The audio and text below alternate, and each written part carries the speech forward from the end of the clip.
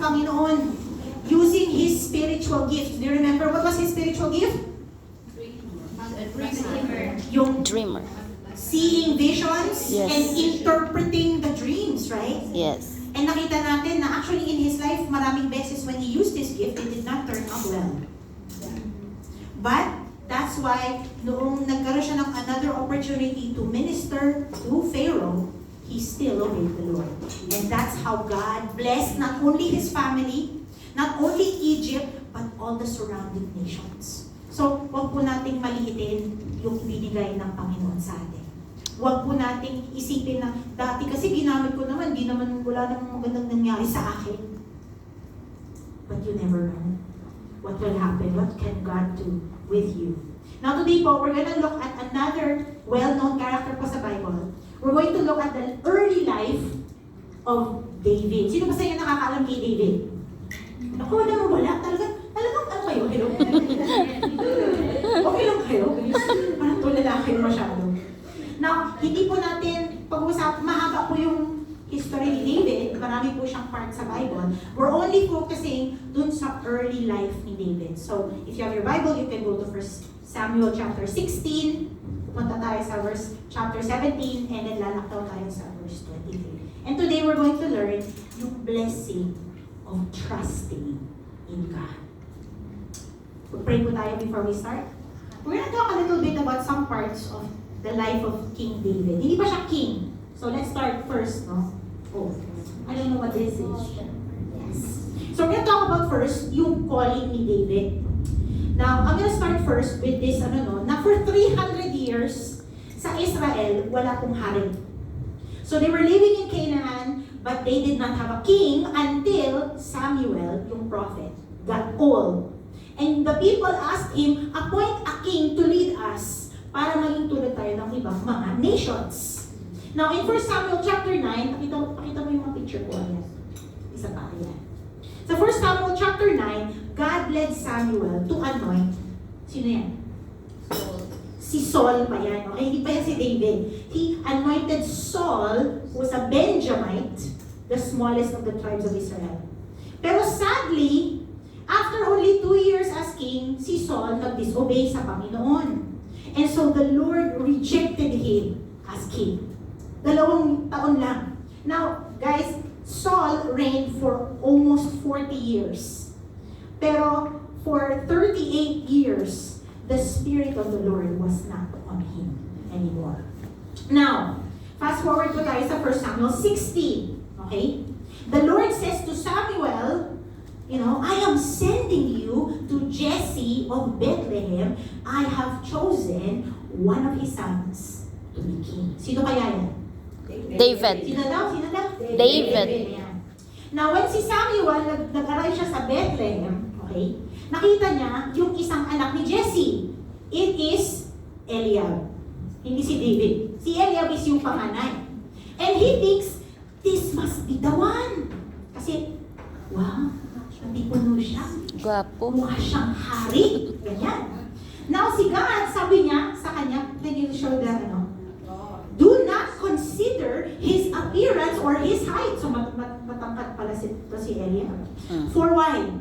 For I have rejected him. The Lord does not look at things people look at. People look at the outward appearance, but anong The Lord sees the heart. The Lord Looks at the heart. Now si Samuel, he ends up seeing, I think, 7 sons of Jesse. Pero wala sa kanila ang pinilit ng Panginoon. Finally, nagtanong siya kay Samuel, ito lang ba yung mga anak mo? Wala na. Finally, si Jesse sabi niya, may isa pa. Pero nandun siya. He's tending to the sheep. Now, just a quick note lang po. Shepherds are the lowest. Kung ikaw, trabaho mo sa bahay nyo is mag-tend ng sheep, then you are the lowest in your family. They don't really care about you because you're dirty, because you're smelly, because sheep, pag shepherd ka, palagi kang nasa labas, hindi nasa loob ng bahay. Okay?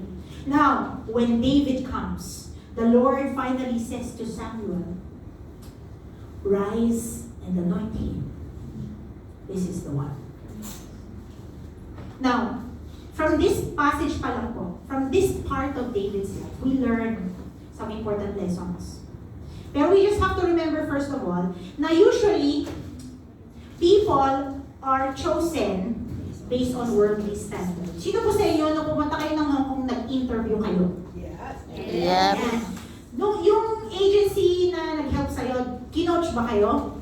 Kung ano yung kailangan yung gawin o yung hindi yung pwedeng gawin? Yes. Di ba yung... Pwede ba yun? Yung hindi ka maliligo, hindi ka mag-usuklay. Why do those things matter?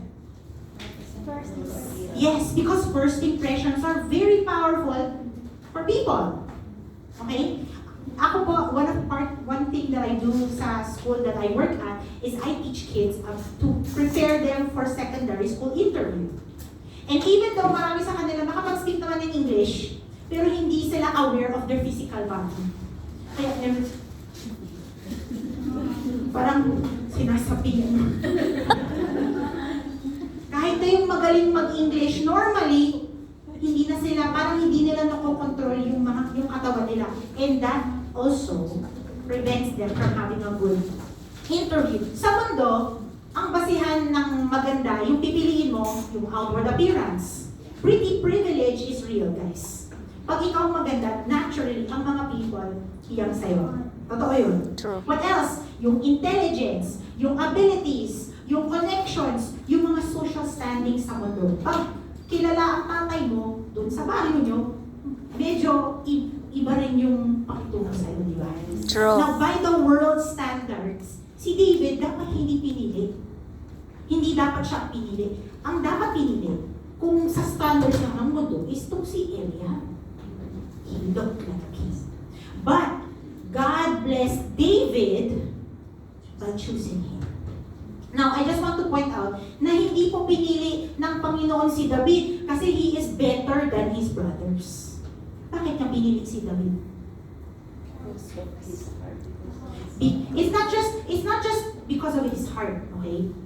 Yes, God rejected his brothers and accepted him because of his heart, but God chose David because of his sovereign will. Oh. Because of his grace. Because may plano ang Panginoon that is beyond human standards.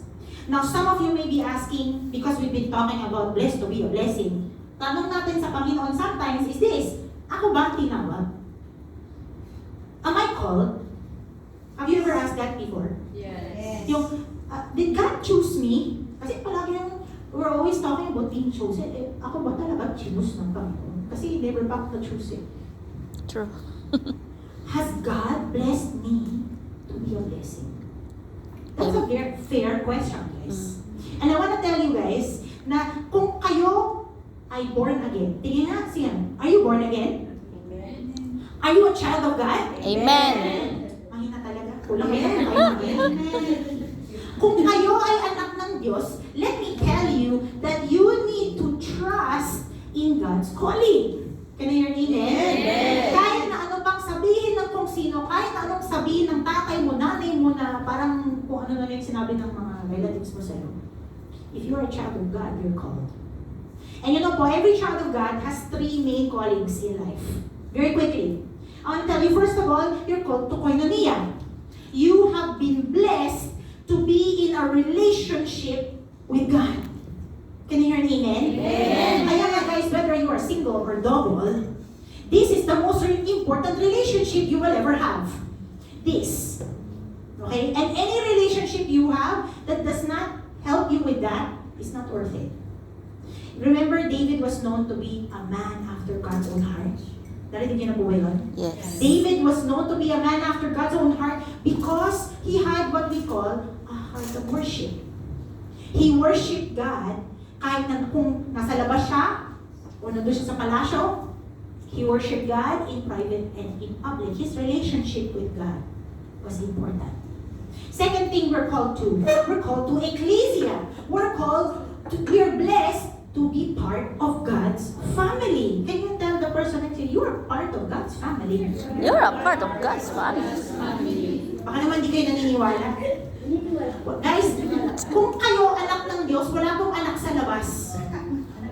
Yung anak lang pag holiday. Anak lang ng Diyos, gano'n. In Ephesians 1, we learn na we have received every spiritual blessing in Christ. And one of those blessings is na miyembro tayo ng household ng Panginoon.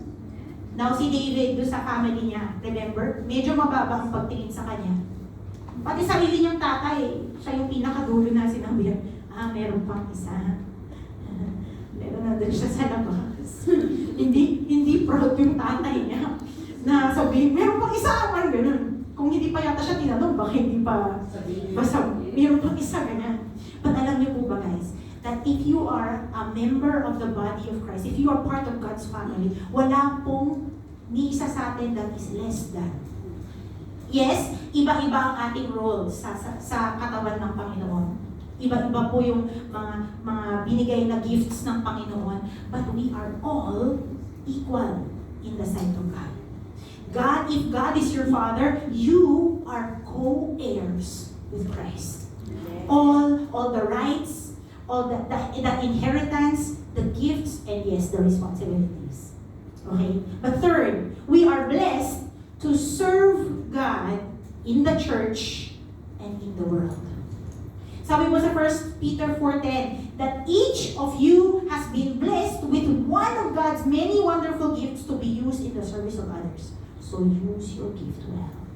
So kita niyo po yan, di ba? Ang ganda ng, kahit na sabihin na natin na hindi ka, never makita yung mukha mo dun sa, have you seen those posters online? Yung mga conferences, mga church conferences, tapos nalagay nila yung picture mo. Tapos you're doing something like this.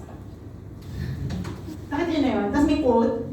Kahit na never mangyari sa'yo yun, na never kang ma-post dun sa church website na may quote na sinabi mo, guys, at the very end, that is what you're called to. There is no higher calling and there's no lower calling. Can I hear an amen? Amen.